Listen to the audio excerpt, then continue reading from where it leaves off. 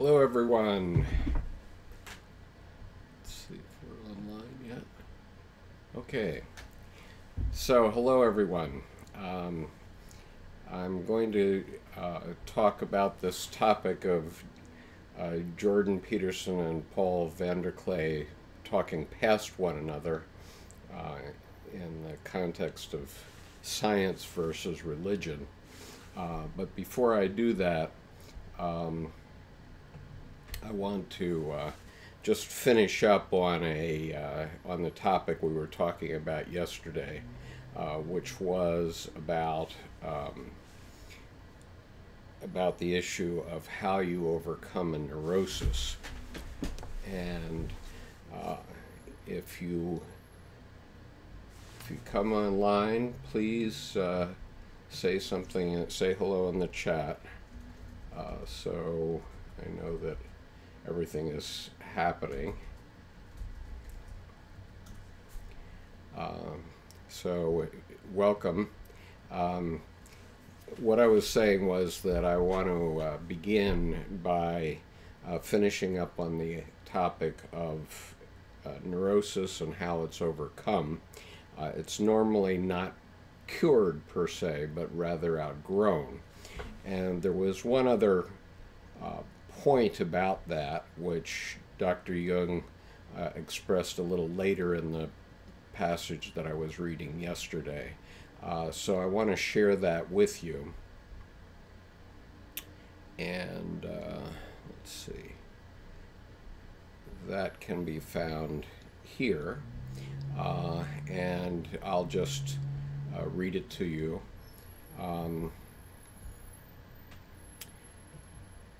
This is about unknown potentialities and what happens when someone comes out of neurosis. Now and then it happened in my practice that a patient grew beyond himself because of unknown potentialities, and this became an experience of prime importance to me. In the meantime, I had learned that all the greatest and most important problems of life are fundamentally insoluble.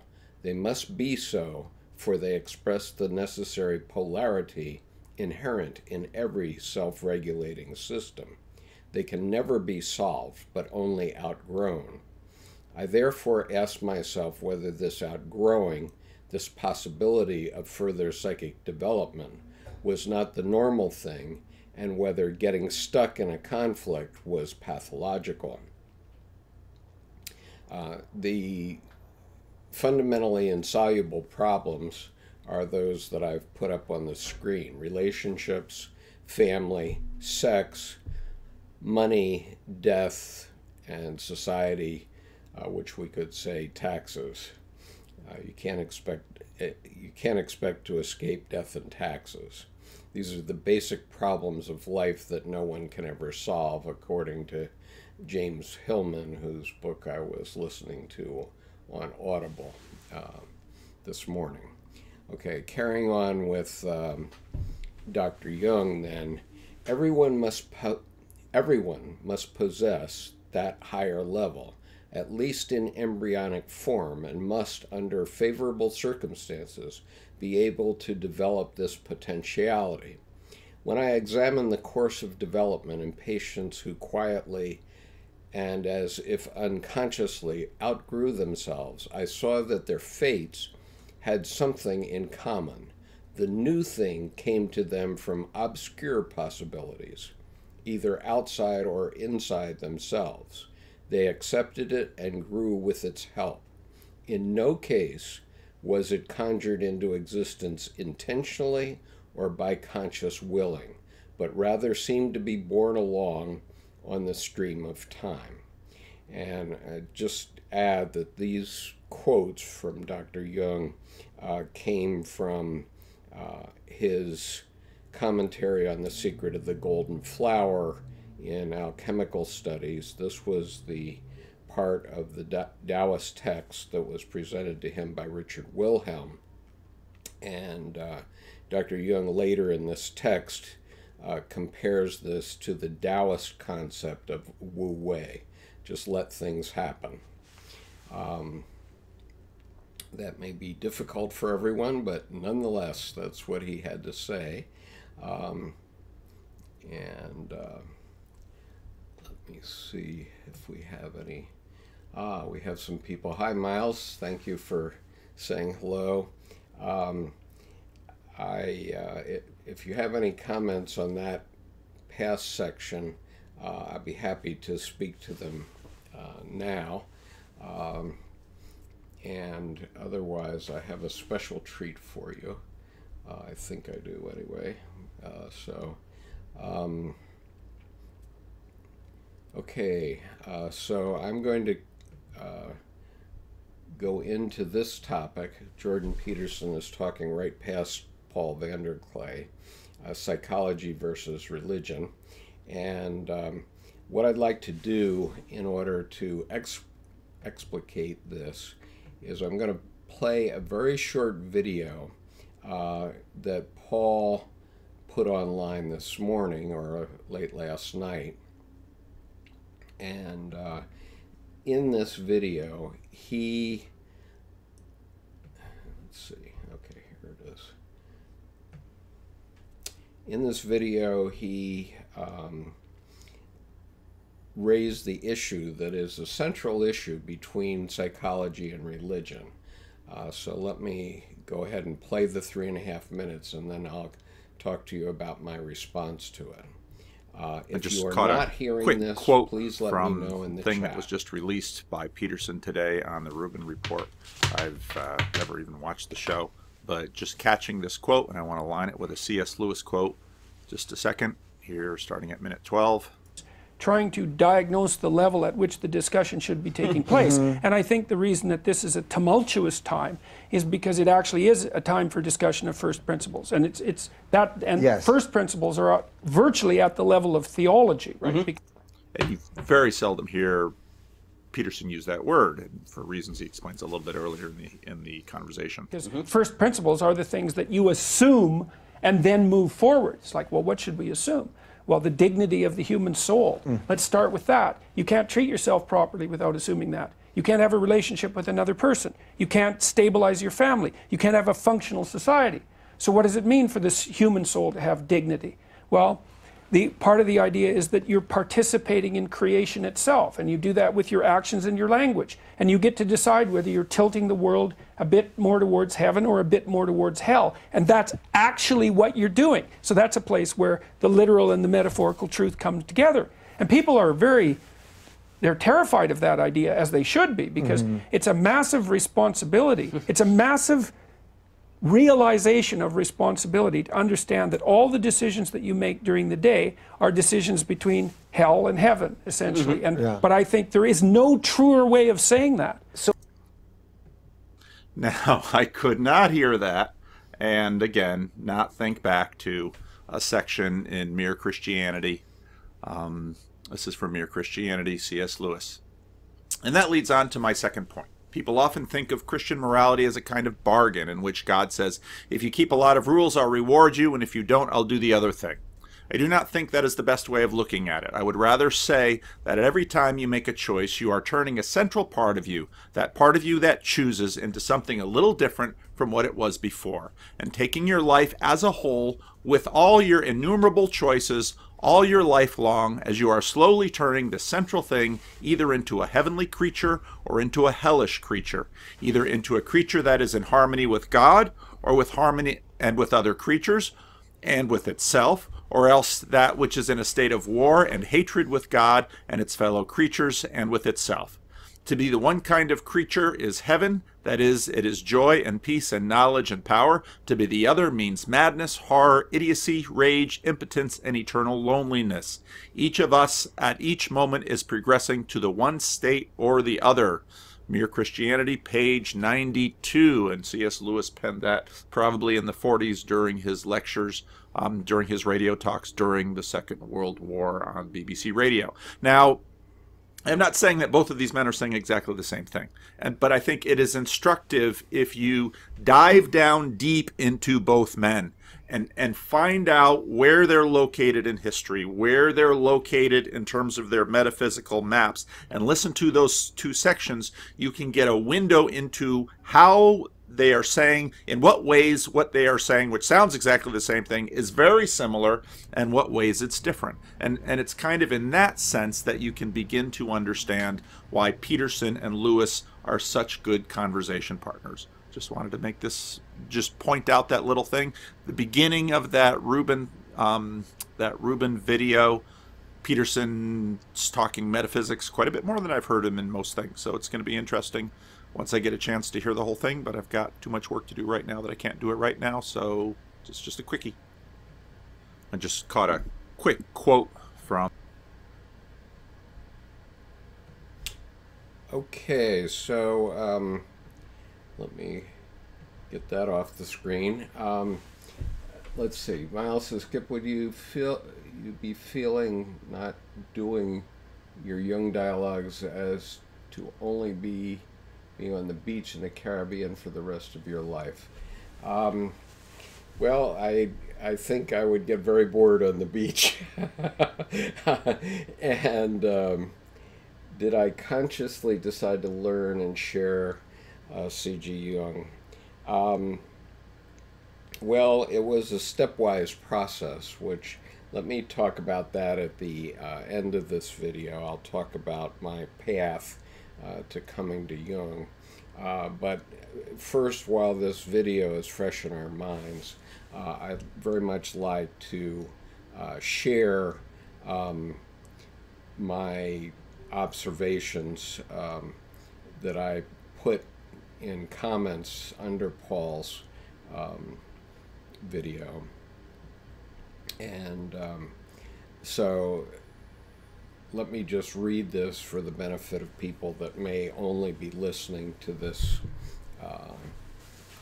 presentation and not be seeing the text that's on the screen. Here's what I said to Paul. Terrific find, Paul. Terrific find in juxtaposition, Paul, which brings to mind the similarity between several religious formulations and the idea of psychology itself, which is where Christianity can be regenerated to be more meaningful to 21st century humans, who are split between the metaphysical truth and the scientific method. In Buddhism, for example, there are 3 stages of consciousness.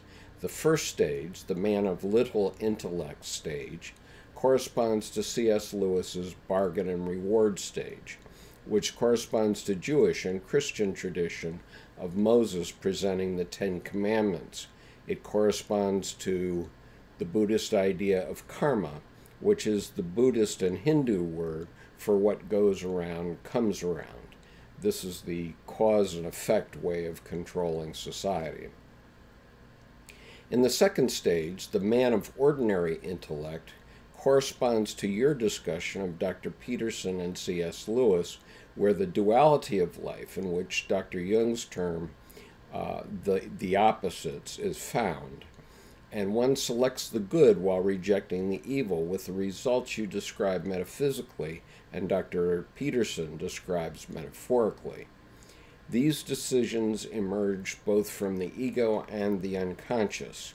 In the third stage, the man of superior intellect, the ego as the supreme value is entirely dissolved, and there is a thorough comprehension of the inseparability of the knower, the object of knowledge, and the act of knowing.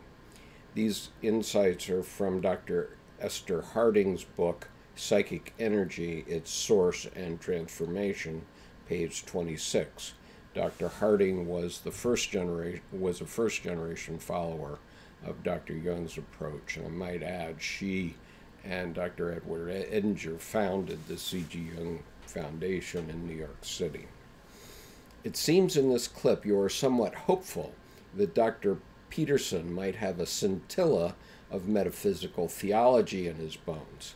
Let me clarify for you that Dr. Jung was always careful to distinguish between the metaphysical God and the God image found at the deepest archetypal layer of the psyche. Jungians traditionally declare that they know nothing about the metaphysical God, which is in your bailiwick, meaning Paul's, but they do know about the God image archetype, also referred to as the self, the greater personality, and many other descriptors. This structure has been described in detail in Dr. Jung's Ion researches into the phenomenology of the self and Dr. Edward Edinger's The Ion Lectures. Since Dr. Peterson's references are predominantly toward Dr. Jung's work, we can presume that he is intending to use the terms God, heaven, and hell in a metaphorical sense, not a metaphysical sense. The kicker is that Dr. Jung asserted that human beings are unable to differentiate between the metaphysical God and the archetypal God image in the depths of the psyche. So in the end, both theologians like you and psychologists like Dr. Peterson are talking about the same thing, but from different perspectives. From where I sit, this is the essence of your fascination with Dr. Peterson's work. As Dr. Jung himself said in his letter to the Reverend David Cox on September 25th, 1957, I think it is no disadvantage to religious tradition if we can see how far it coincides with the psychological experience. On the contrary, it seems to me a most welcome and aid to understanding religious traditions. Since, like you, Dr. Jung was the son of a Reformed pastor and had a bevy of other Reformed pastors in his lineage, it seems to be fair to say that Dr. Jung, too, was fully conscious of religious traditions, particularly in Christianity. Okay, so anyway, those were the points that I wanted to get across. Let's see here. Get this off the screen for you. Let's see. So anyway, the point that I wanted to make is that a lot of our problems in the world come from a slicing and dicing of what we see in the world. So, for example, in Christianity, it's been sliced down from the time of Martin Luther to about 400 sects in Protestantism and 3 to 5 sects in Catholicism, depending on who you ask. And they're not really getting at the point because they just keep dividing and dividing, but they haven't risen above. And I just point out that further in this letter that Dr. Jung wrote to the Reverend David Cox, he says, although all this sounds as if it were a sort of, let me put this on the screen for you again, sorry.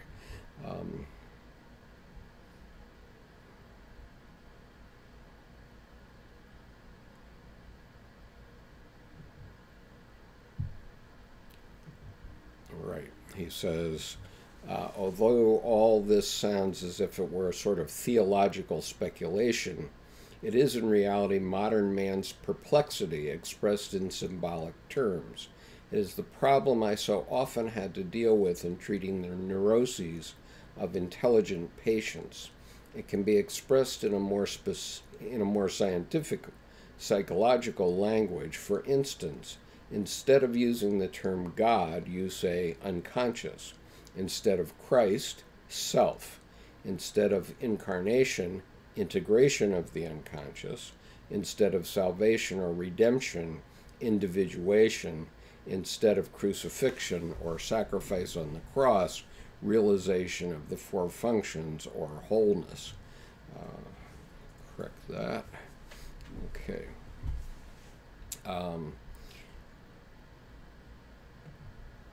So, my point is that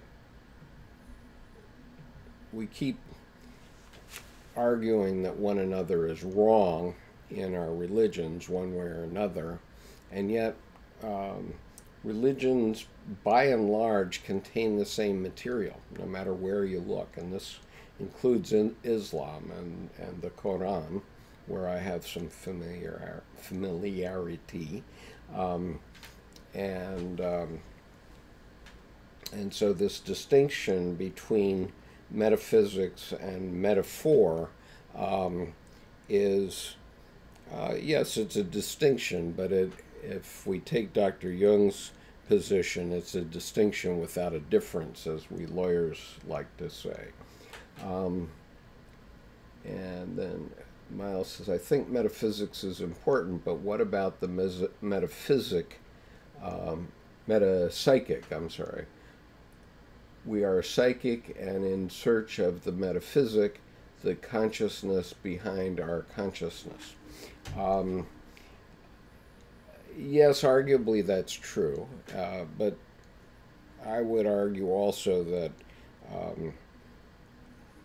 we haven't really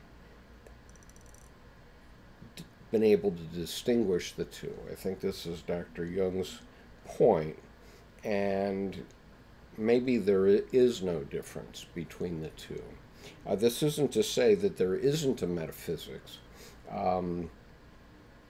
and certainly anyone that's had a religious experience simply knows that there is, and I've put a few videos on the website. They're in a playlist called Breakthroughs to the Unconscious, I think, and these are specific examples. I have religious experiences in my life very, very often, and sometimes they're small, they're simply synchronicities, but sometimes they're quite powerful. And it so happens that I have two of those caught on video during the preparation of my classes or during readings. And let me point out that I have done readings of Ion and the Ion lectures, or I've at least begun them, and I've gotten through them through the structure of the psyche at least, which is the first 4 chapters, which can help you understand these things. And I also read Answer to Job, and when I was reading Answer to Job, I had a very, very numinous and synchronous experience occur, which is unbelievable. I mean, it's unbelievable. You have to know it happened, and that's why I kept it on video and made it a video on the site, because it's proof that these religious experiences do happen, in my opinion.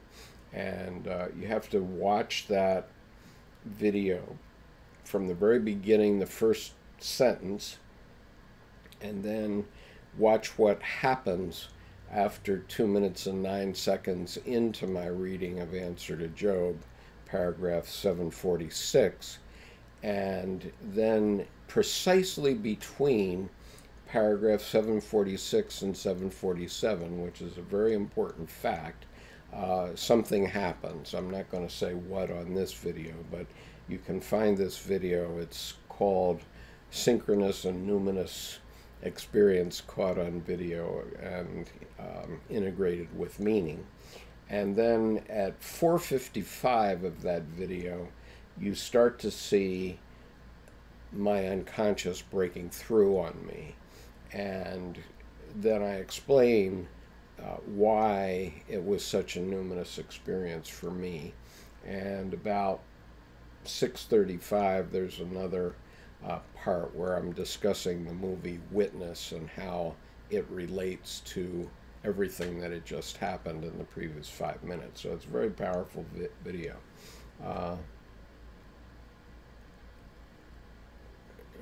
Yeah. Yes, I should do something like that. Actually, I do number them in for the sessions. I number them in the discussion. So if you are on the Carl Jung Depth Psychology Reading Group YouTube channel, I think if you put in a session number like session 64, it will bring up the video for that session. You're quite right. It's something that I ought to go back and redo. Unfortunately, there's already over 500 videos on the channel, and so it's going to take me a bit of time. Maybe it's something I can do during my convalescence. Hi, Dan. It's nice to have you with us today. But anyway, I wanted to give the VanderKlay video and his discussion of it because Paul VanderKlay is a very smart man, and so far as I can see, he's one of the few Protestant pastors who's even taken an interest in Jordan Peterson's lecture series, although I've looked for others. And it's very interesting to watch what he's done over the last couple of months, because he's drawn to Jordan Peterson's work, and especially his work on the biblical series, but he doesn't understand why. And it seems to me that the reason why is because he recognizes that what Peterson is saying is what's underlying Christianity itself, and so it's an attraction to Jordan Peterson's work, and he reflected that in this particular video, where he's comparing what Jordan Peterson says with what C.S. Lewis says, and obviously the implication is that it's what Paul VanderKlay would say as well.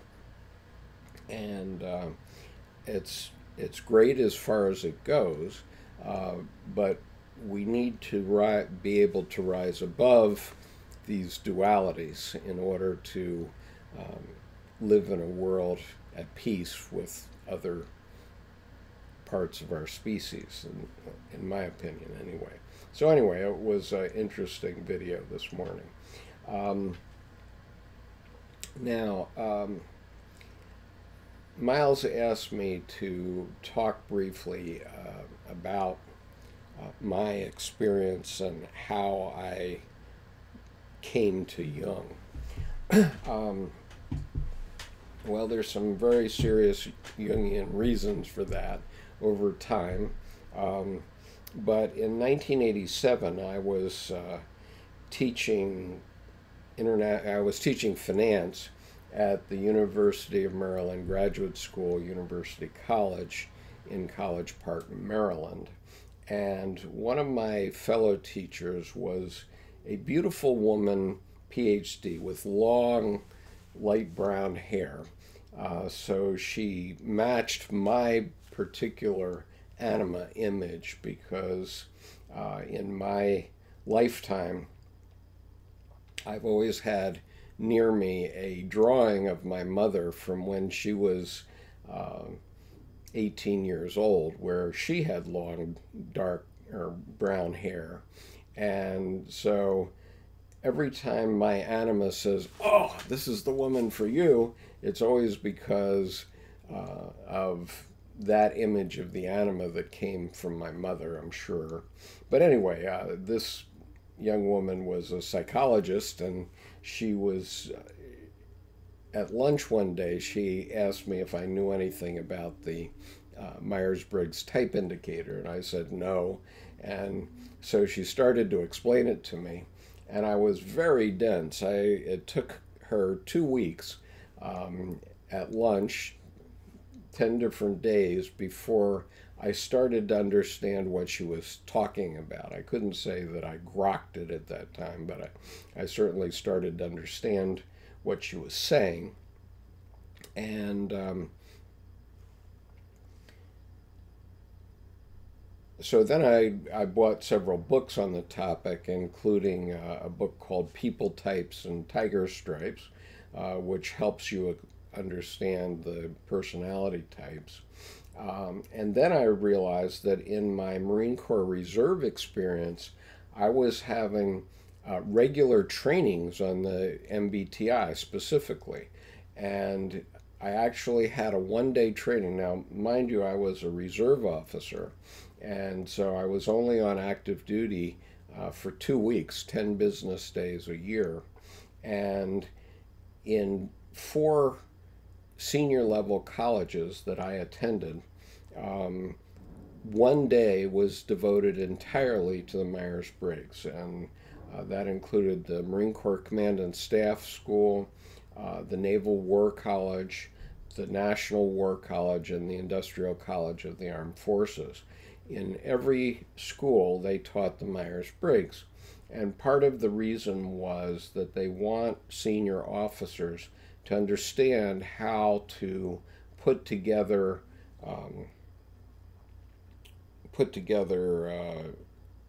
mission planning experts. And so if you know the Myers-Briggs, you know that on one scale is sensing versus intuitive. And so a sensing person is someone who gets all the facts, and an intuitive person is someone who sees the whole picture. And so I jokingly say you can show a sensing person 1,000 trees and they won't believe there's a forest, but you can show an intuitive person 3 trees and they assume there's a forest.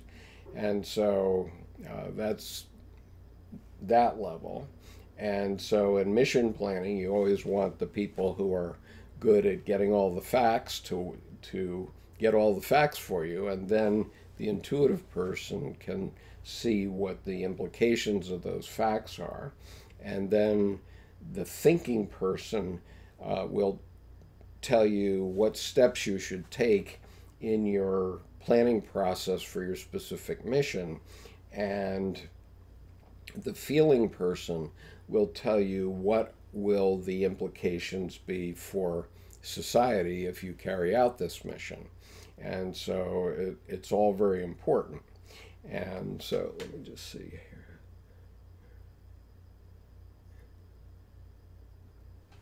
Okay, so all right, so that was the Myers-Briggs. Then, and I was using that, and I was also learning something about neuro-linguistic programming. And then in 1990, I happened to be in a bookstore, and I saw the hardbound copy of Man and His Symbols, which is the book that Dr. Jung had written for laymen at the end of his life. And I took that book, and every night when my wife and I were going to bed, I would read 3 or 4 pages of it. And we followed this practice for a year, approximately a year. And at the end of the year, I felt like I had had a year of psychotherapy. And so I felt good, and so on. It made me more interested in Jungian psychology. And then in 1993, my mother gave my wife a book called Women Who Run with the Wolves by Clarissa Pinkola Estes. And that book was on the bestseller list in the United States for about 2 years. And when she gave Debbie that book at Christmas time, I grabbed it and started to read it, and I finished it in 2 days. It was very powerful for me. And so in that book, I found that there is one story called Vasilisa the Wise. And at the end of the story, Vasilisa the Wise, there is, from Estes, about a 40-page discussion about how women develop their intuition. And it happened that at approximately that time, I was thinking about writing a novel. And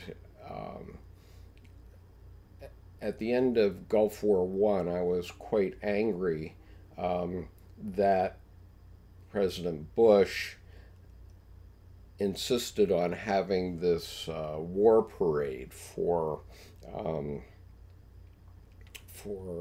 Norman Schwarzkopf. And it was a parade in the streets of Washington, and I did not feel that that was appropriate, even though at the time I was still active in the Marine Corps Reserve. And so I was very upset that day when the parade was on, and I decided to go for a walk around the U.S. Capitol. I was living 1 mile from the U.S. Capitol. And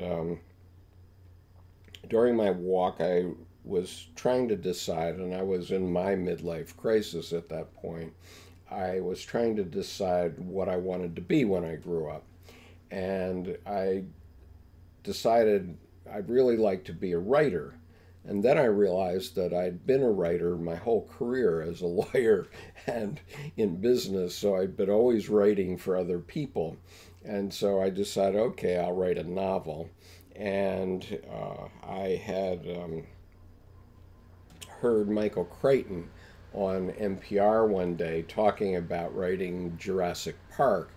And he was asked, how do you write a novel? And his answer was, you ask a question and then answer it. And that's how you write a novel.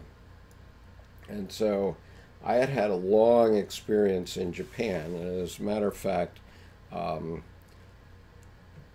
this image of the great Buddha, I actually lived during my high school years 1 mile from this great Buddha and visited it many, many times in my life, and many times since. I lived a mile from it between ages 15 and 17 until I finished high school. And then I went back to Japan for 5 years, and it was a part of my tour for visitors for a long time.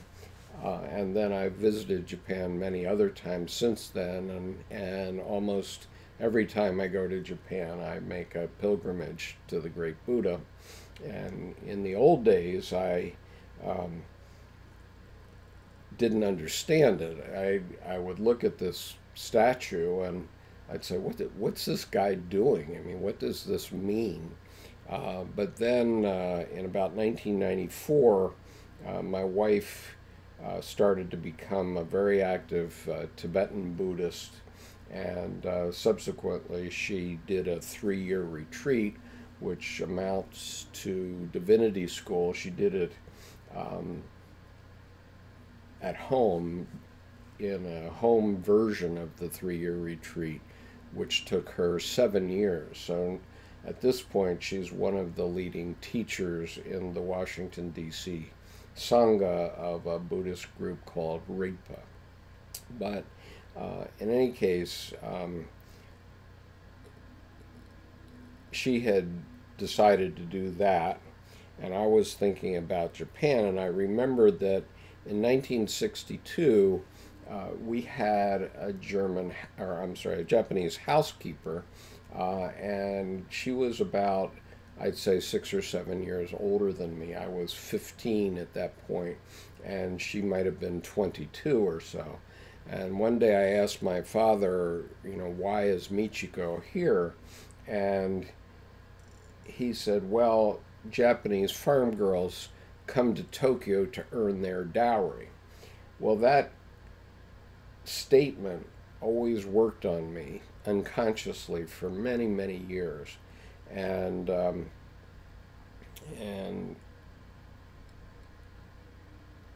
finally, when I came to this day that I was walking around the Capitol, I said, well, what would it take for a girl like that to rise from coming to Tokyo to earn her dowry and all that might mean, and that girl rises to become the first woman prime minister of Japan. And that is the story. And so I started to write it, and within a day or two, the heroine's name is Meiko, Meiko, and the novel is called Meiko, Memoirs of a Woman. And I started to use Estes' template from the story Vasilisa the Wise as a way to inform me what a woman has to go through.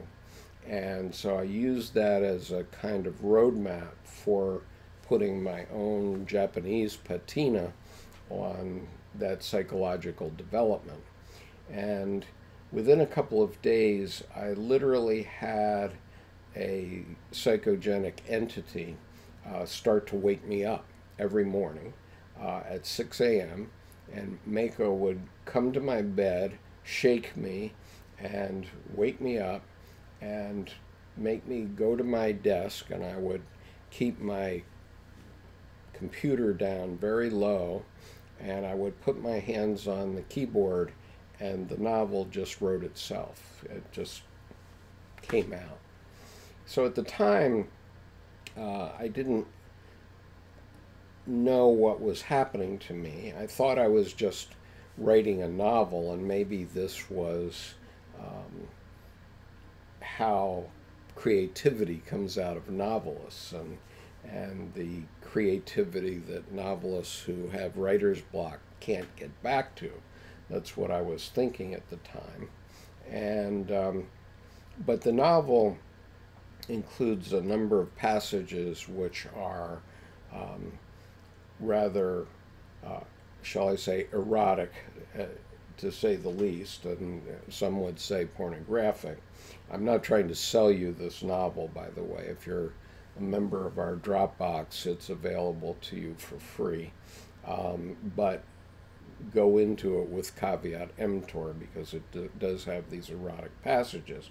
But because of that, and the fact that I was in my professional career at that time, I put it in a drawer for 21 years. And it was only when Dr. Jung's Red Book was published in 2009 that I realized that Dr. Jung had had a very similar experience to what I had.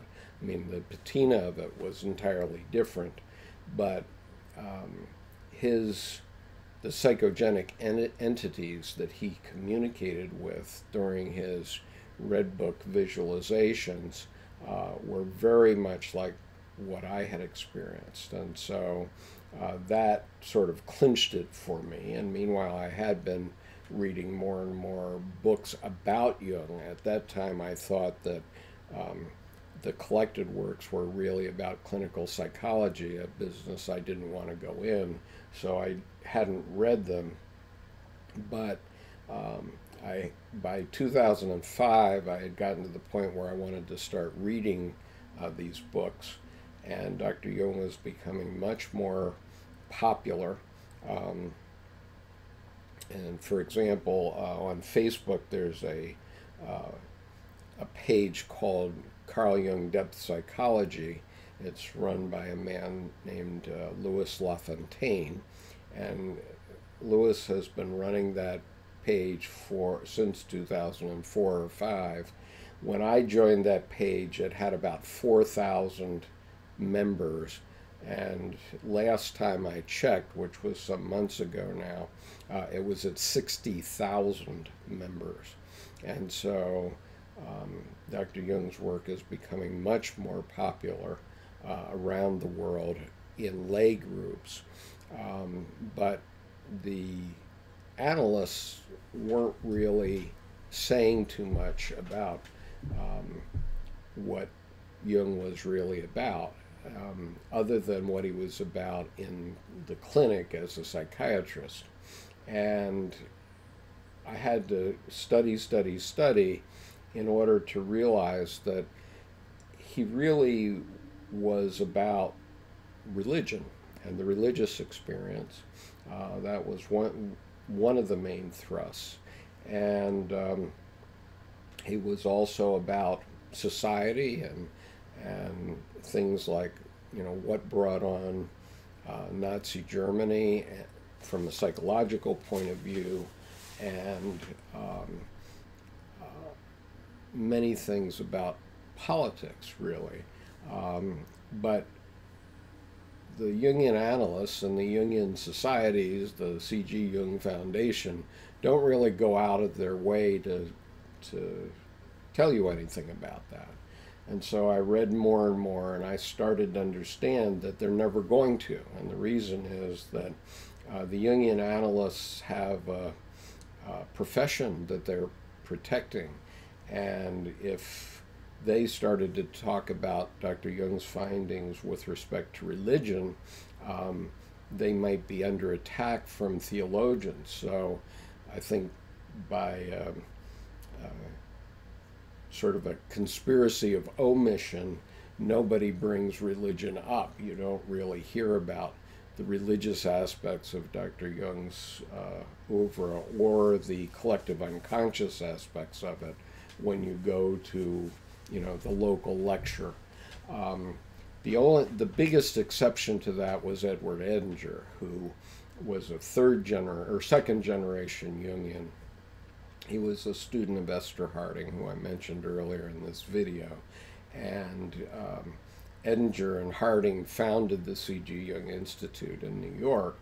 And Edinger, late in his life, from the early 1980s, when he was about 60, he began to give lectures which talked about the religious implications of Dr. Jung's work, and especially things like Answer to Job and Ion. And so there's an excellent Edinger book called Transformation of the God Image, which is about Answer to Job and also about the book of Revelation. And then he did the Ion lectures, he did the Mysterium lectures explaining Dr. Jung's last major book, Mysterium Conjunctionis. And so anyway, I wrote this novel, and meanwhile I had been having a lot of success and failure in business in various ways. And I was finding that anytime I got myself in a pickle psychologically, if I only picked up Dr. Jung's work and started to read it, it soothed me. I don't know why. It's a mysterious thing, and maybe it only happens to me, but nonetheless, it always soothed me, and I started to feel the need to share that experience with others around the world. And so that sharing process began in June of 2016 when I started the Carl Jung Depth Psychology reading group locally on meetup.com. And then gradually that I started to video record those sessions, and those were the original sessions that were on this YouTube channel.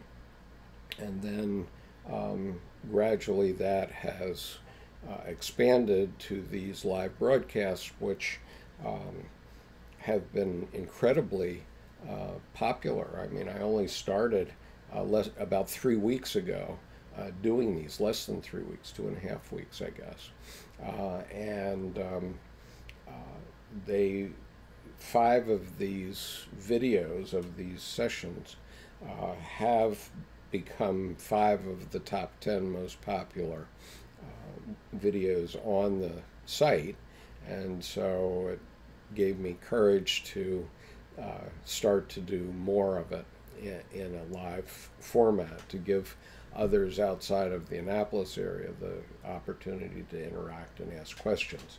So fundamentally, that's my story, Miles. I hope that's helpful. Yes, the book that I mentioned is Women Who Run with the Wolves by Clarissa Pinkola Estes. And so I'll put that into the chat.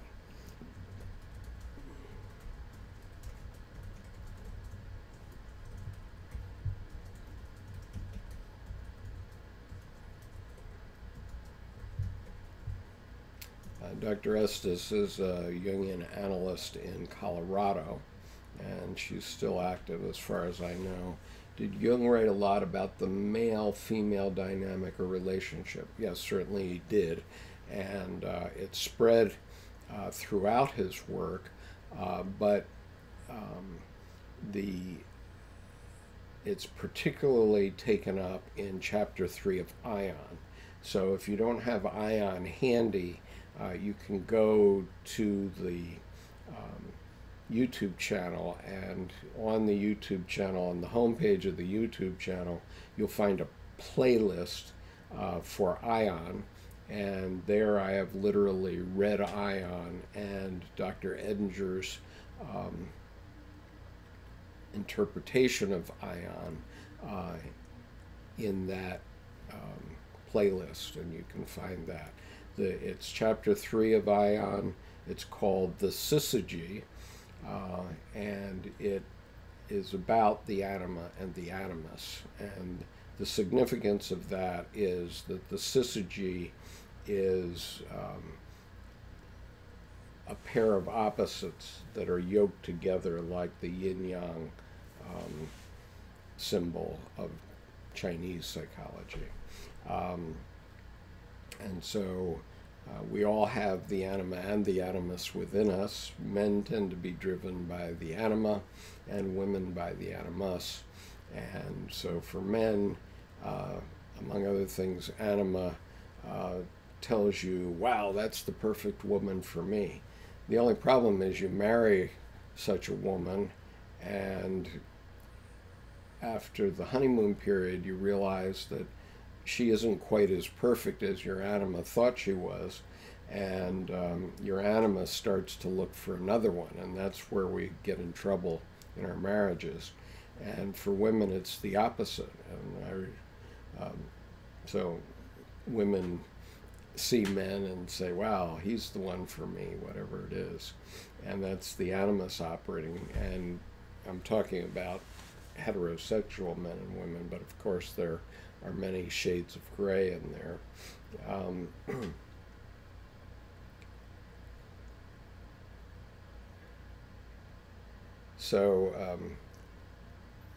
Miles says, and Jordan Peterson is giving a lot of Jung and psychological therapy for free. The APA probably hates him for it. I don't know. I think that he's revivifying psychotherapy. I've been hearing lately that psychotherapy has been dying off for a variety of reasons, and not the least of which is that our drug companies have been pushing out pharmaceuticals to solve the problems that people go to therapists for. And of course, drugs don't solve those basic problems. And so I don't necessarily think that it's bad for psychotherapists in general. Dan says, wondering if you would be willing to into depth about the image you use in many of your videos with Anima and Animus up top and the self at the bottom. Okay, sure, I can do that. It so happens that I still have it on my system here, and I will share that with you. This is, let's see if I can, okay, well, anyway, this is the image, and let me see if I can still stay in the picture here. And this image is a figure that is in Dr. Edinger's book, The Ion Lectures, relating to chapter 2. And so what he has diagrammed here is basically the structure of the psyche. And what Dr. Jung did was to present ion in the same way that we experience it in our lifetime, experience the self and our psyche. So chapter 1 is the ego, and so the top 3 circles in this picture are male ego, female ego, and I'm not sure what the other one is, but it's a combination of the two, no doubt. And so that represents chapter 1 of ion. The shadowed area that's sort of triangular in shape coming down from the central circle is the shadow, and that is, we experience the shadow next in our lives when we start to find out that we're not just perfect little boys and girls. And then the third level is the syzygy, which is Anima and Animus. And let me get to the fourth level then, which is the self.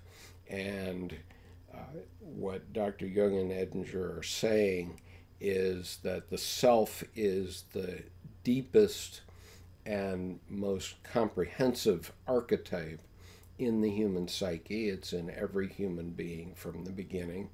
And so the self is looking out on the world through, let's say, the rose or blue colored glasses out toward the ego and communicating with the ego what you want to be. So those lines coming up from the self, going through either the anima or animus up to the woman's ego or the man's ego, represents that continuum where the psyche is deciding everything through this filter, if you will, a psychic filter.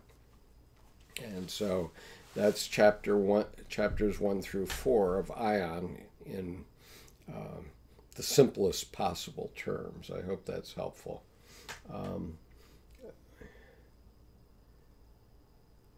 So I hope that's answered your question, Dan.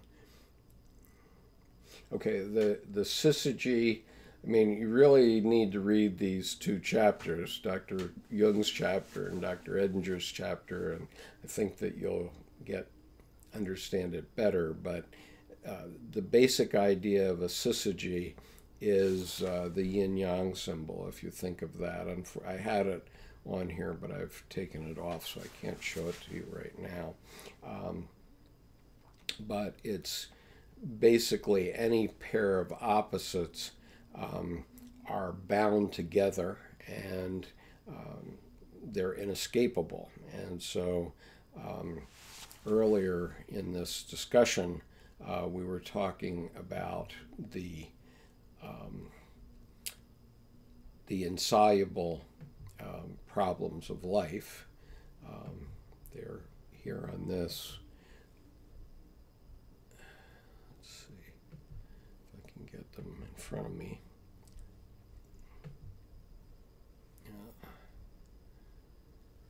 My computer is doing a lot of things right now, but okay, so the insoluble problems of life: relationships, family, sex, money, death, and society. All of these insoluble problems have syzygies in them, one way or another. And there's obviously sub-syzygies, and you can think of where opposites may come up with each one of those. But each of those is let's say, a collection of problems that we all have to deal with.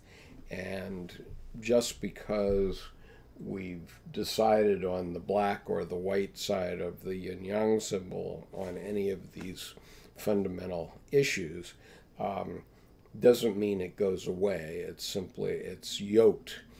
The term that Dr. Edinger used in connection with this is the term yoked together. And so that's what a syzygy is. But I highly recommend reading those chapters, which are chapter 3 of Ion and the chapters where Dr. Edinger is talking about it. And I have read them into video so that you can just listen to them. Clark, thank you very much for your comment. I very much appreciate that.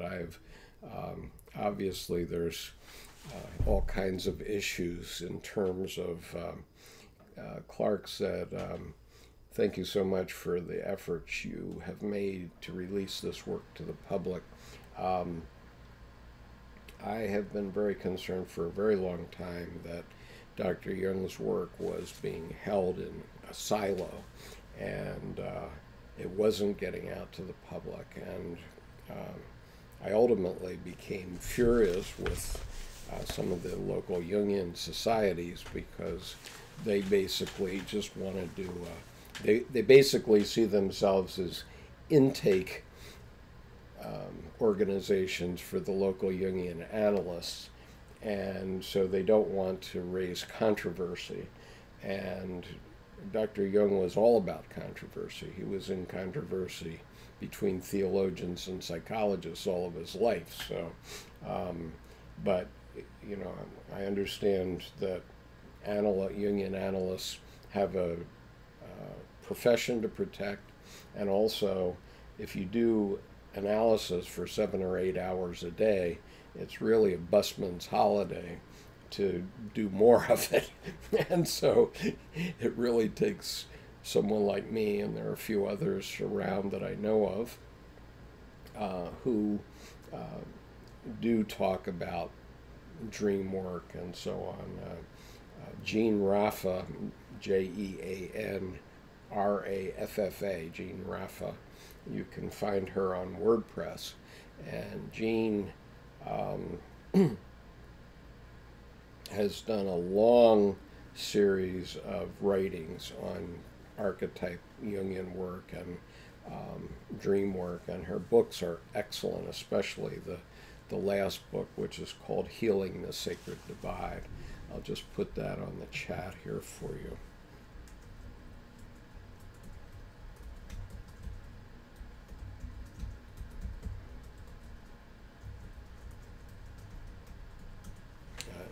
Now, Jean is an education doctor, not a psychology doctor, and she decided to start writing about her dream work experience, and she did have a Jungian style religious experience in midlife, as I did, and once you have that experience, there's no going back. And so anyway, Dan says, thanks. I have seen a few of those videos, but mostly just skipped around. I'll have to watch in order. And Gray Yates says, one of your videos discussed education. For years we have had religious education from early childhood through university. Is there a basis for education based on Jung's teaching? Well, there certainly is. It's been suppressed for many years by both psychologists and theologians. The theologians are doing the same thing that the Pope was doing when he was declaring heretics, which was protecting the rice bowl of the theologians, and and the psychologists who followed Freud. Now, Jung was not against Freud per se. He had a different perspective on psychology than Freud did. He felt that Freud was very materialistic, and he said if it weren't for Freud's materialism, he would still be with him at the end of his life. And he did write many complimentary things about Dr. Freud. But the Freudians basically took over the profession of therapy and psychology post-war, and that has, there are many, many reasons for that, but that style of psychology has given way to the drug approach to psychic health. And the problem with the drug approach is that it addresses symptoms, but it doesn't really cure you. And it also does not address society's ills in the way that Dr. Jung's work does. And because Freudians control the psychology departments everywhere in the U.S., it's been very difficult to get Dr. Jung's ideas out. A year and a half ago, I thought I might teach some adjunct course on Jungian psychology, and I wrote to the 19 major universities in the Washington area and suggested that, and I got crickets. Nobody wants to talk about it, and so that's why I decided to start creating what I consider to be a graduate program in Jungian psychology. If you want to become a Jungian analyst, then you want to go to the C.G. Jung Institutes around the world or to Zurich, and it's a very complicated process because you first have to be a licensed psychologist, then they'll think about taking you in. But I never did aspire to be an analyst or a Jungian analyst or a therapist in any way. That wasn't my profession. And so my approach has been a different approach.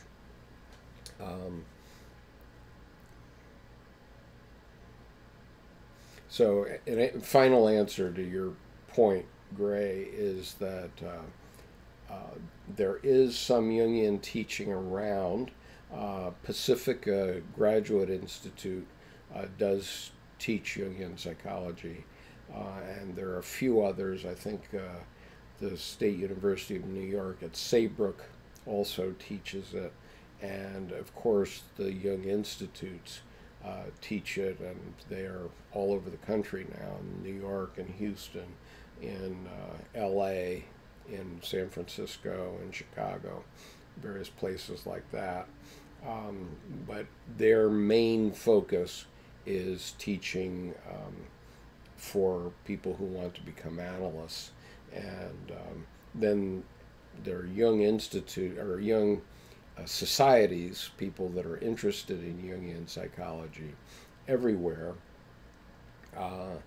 And they tend to focus on, archetypal stories like Persephone and Demeter, and there's a value to that, certainly, to get some exposure to what Dr. Jung was talking about, but it doesn't really get down at the nitty-gritty depth level. So,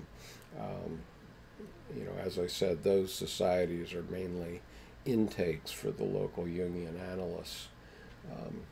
So Miles says, Jerome, your comment makes me, of Jordan Peterson says, clean up your room before you think you can clean up the world. I'm sorry, I didn't see Jerome's comment. Jerome said, just remember Jung's frequent outbursts about the need for people to work on their persona and personal shadow before approaching Anima and Animus. Fair enough comment, Jerome, although I think that Dr. Jung was very conservative about these things, and he didn't even release the Red Book in his lifetime, and it took 48 years before his grandchildren could be persuaded to release it. And he was extremely reticent about what he was doing in religion. And so if you imagine that the Red Book wasn't available for the whole of the 20th century, except for a very few close followers who lived in Zurich, essentially,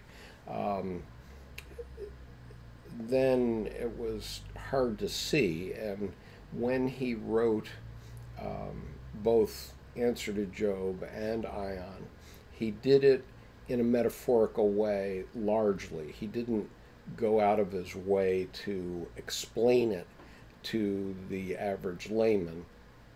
And that was partially because he was afraid of what would happen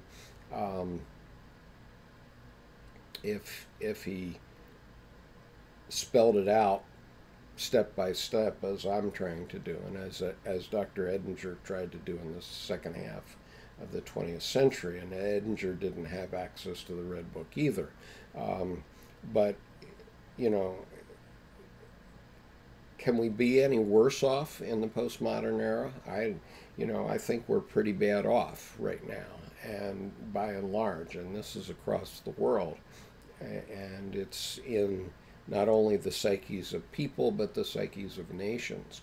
And in order for that to resolve itself, something has to give. And, I have found my personal experience with Dr. Jung's work, as I've explained, is that it has been very helpful to me personally. And I think we would be well served in society if there were many, many more people who understand Dr. Jung's work. And that's why I'm ready, willing, and able to help anyone who wants to start reading groups around the world and help people try to understand what this man was saying, because it's quite immense. It's really immense. So,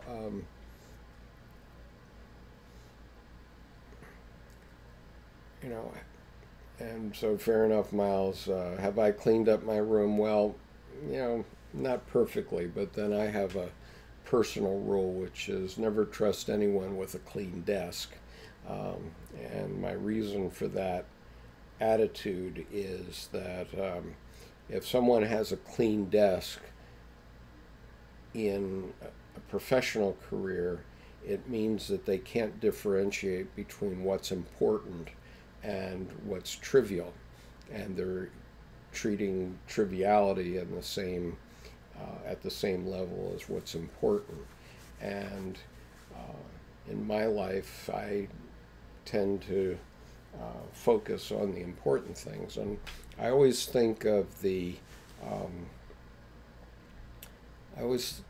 scene in the movie The Guardian, where Kevin Costner is asked by the young seaman. This is a movie about a Coast Guard rescue swimmer, and the younger man is seeking to become a rescue swimmer. And so he asked Costner, how do you decide who to save? And Costner says, I swim as hard as I can for as long as I can, and the sea takes the rest. And so that's sort of my attitude, for whatever it's worth, about clean rooms and so on. Yeah, clean rooms are useful, and it's a good practice, and every Buddhist monk will tell you you should be cleaning your room. But anyway, Miles says, Skip, you are an illumined to me, as I knew nothing about C.G. Jung 3 months ago. Well, I'm delighted that it's helped. Clark says, so the big controversy would be that God is an archetype in the human mind, right? Well, Jung never said that, and I'm not saying that. And I think there are a lot of things that we don't know. Okay, and in the same sense that astronomers can't explain dark matter and dark energy, I can't explain what causes the synchronicities that Dr. Jung observed and described. But I do know that they happen, and I do know that they have the feel of a revelation. And again, I want to recommend to you, and I'll put it on the chat, I think it's called Synchronous and Numinous Experience caught on video or something like that. It's either numinous and synchronous and numinous, or numinous and synchronous. But anyway, you can certainly find it on this YouTube channel. And when you see that, there's no doubt that you have to admit that there's no human being that could have explained the conjunction of those events at that time. It would not have been possible for anyone to plan it. And so to me, it was quite a powerful experience. And so I'm not saying that it's a purely psychological experience. It was a numinous experience, and there's a certain amount of metaphysicality to it. But you know, by the same token, when Dr. Jung says there's no difference between the metaphysical God and the psychological God image, well, you know, very honestly, almost everything in psychology is metaphysical. You have to acknowledge that. If you look at the definition of metaphysical, even though Dr. Jung spent his whole life creating the science of psychology, still we're talking about the psyche, and it is something that we can't touch. Okay, we can experience it. We know it's there, and everybody knows it's there, but we don't know how it's there and why it's there exactly. So I'm not going to say that God is simply an archetype. I don't know, and I don't think anyone will directly know that. But I do know that the experiences that I've had could be called that. And so everybody, different strokes for different folks, you know, and what I know is that what Dr. Jung knew was very powerful. And if you haven't seen it already, I urge you to look at the video that's available on YouTube of Dr. Jung himself. And he's asked, do you believe in God? And his response was, do you mean now? And the interviewer says yes, and he says, well, very complicated. I have no need to believe, I know. And that quote has always been quite controversial. And recently I've been listening on YouTube to the James Hillman lecture, which is called something like A Defense of Carl Jung. You can find it. It's a 7-hour audio. It's on YouTube, but it's only sound. But it's a very powerful audio, especially the last hour and a half of it.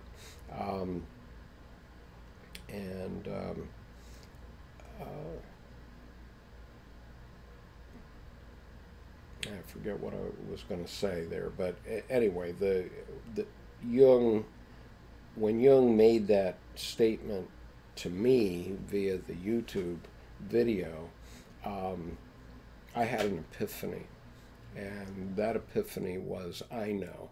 And years ago, I wrote a book called Tsunami of Blood. Here it is. and you can't really see it there, but there's my name. And when my wife read this book, she said she was surprised to see that I mentioned God so frequently in it.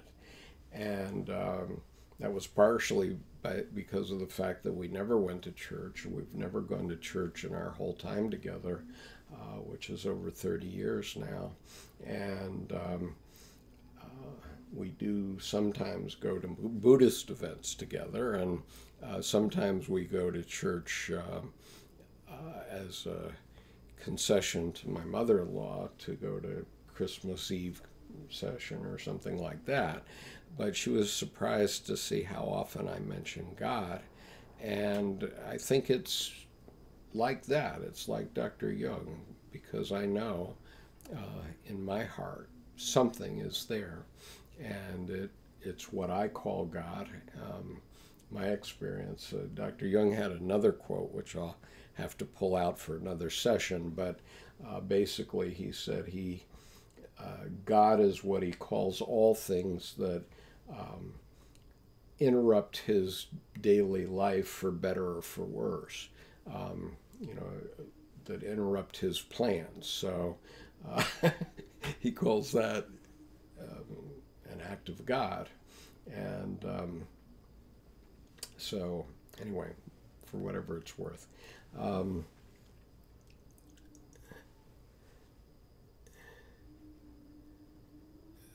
sorry, Gray, I don't know what you're referring to when you said most powerful thing I have ever heard. So if you can be clearer about that, I could comment. Dan, in the Red Book, when he is talking about the dream he has with the one-eyed poor man who ends up coughing up blood and dying, is he talking about an encounter with his shadow?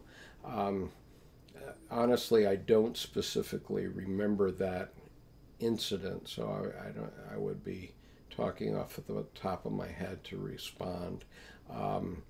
It's entirely possible that that's what he was talking about, though, of course. Or am I missing the meaning of the shadow?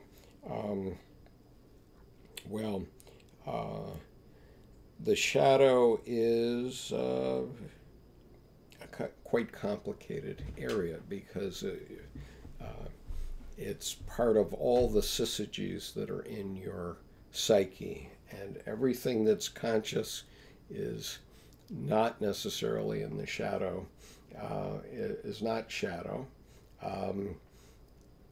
and everything in all of those syzygies, all those yin and yang issues that are in your psyche, the opposites, those are your shadow. And you can easily think of the things that you wouldn't want to talk about in public, and those are your shadow. But anyway, the shadow is covered in chapter 2 of Ion, and I read chapter 2 and Dr. Edinger's lecture on chapter 2 into the channel, so you can find it.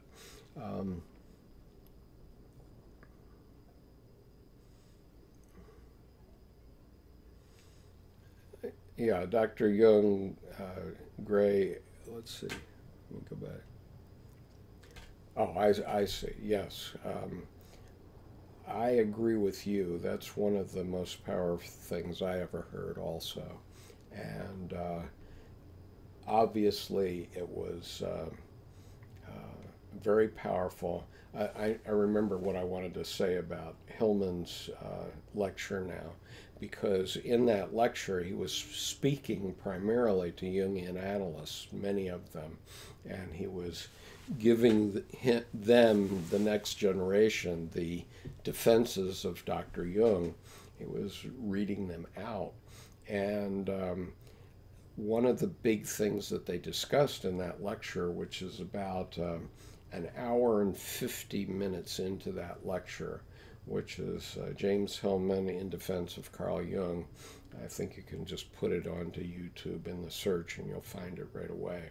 7-hour lecture, but at about an hour and 50 minutes in it, there, somewhere around there, is where there's a discussion of that. And obviously it's very important to all the people that attended that lecture. So it's a very, very powerful thing that he said. Now, even Hillman didn't necessarily understand what was coming out of Jung. Everybody thinks that Dr. Jung was doing something consciously and intentionally in that response, and I don't believe that's the case. If you watch the video, you'll see that Dr. Jung was surprised by the question, and even said, "You mean now?"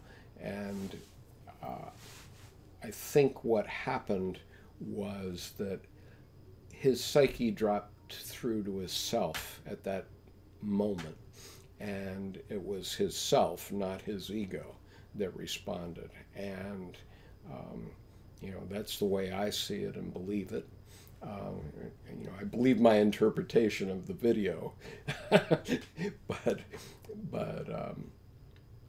I believe it was his self and not his ego that was responding to that. And if he had connived to respond that way in some way, it would have come across differently, and that would have been from his ego.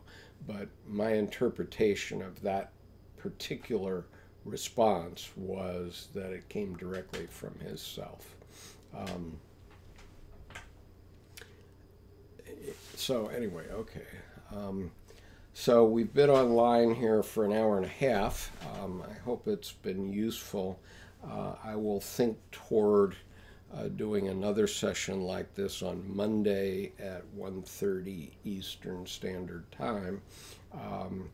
I've decided to try to do this as a personal practice where I'm helping all of you and anybody that listens to this understand what Dr. Jung is getting at from my point of view. Obviously, I've been thinking about it for a very long time. And I'm not an analyst, I'm not a therapist, I'm not trying to say anything about mental health to you. And so if you have problems with depression or anything like that, or inflation, you probably should see a mental health professional. And I'm not saying that drugs won't help you, they might help you, at least in the short term. But I'm trying to give you a layman's perspective on, particularly on issues surrounding theology and around society and around the arts, which is another area that is vastly helped by Dr. Jung's work. And so anyway,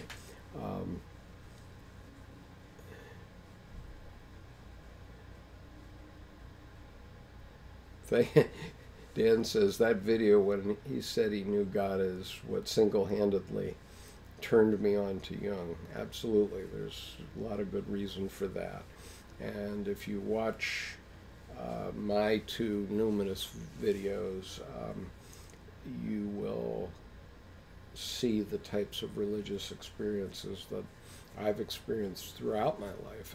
There are many of them. I was going to talk about another one today, but I'll talk about that another time, which has to do with the statue of Aphrodite of Rhodes, but I'll talk about that in conjunction with a discussion of symbols. And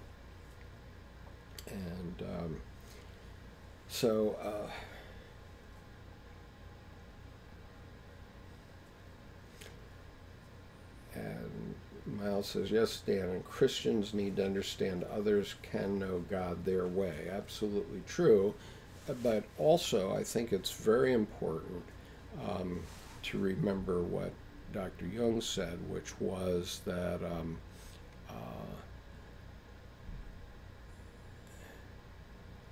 think I actually had it on one of these screens that I had for you today.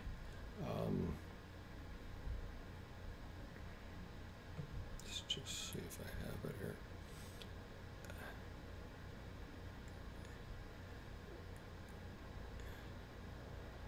Well, yes, it's actually in what I said to Paul VanderKlay earlier, which Dr. Jung said to Reverend David Cox. I think it is no disadvantage to religious tradition if we can see how far it coincides with psychological experience. On the contrary, it seems to be a most welcome aid to understanding religious traditions, and I totally agree with that point of view. So I will leave you with that on the screen so that you can see exactly what he was saying there. I'll disconnect if I don't see anything else important here. You're quite welcome for the time, obviously, Gray and Dan.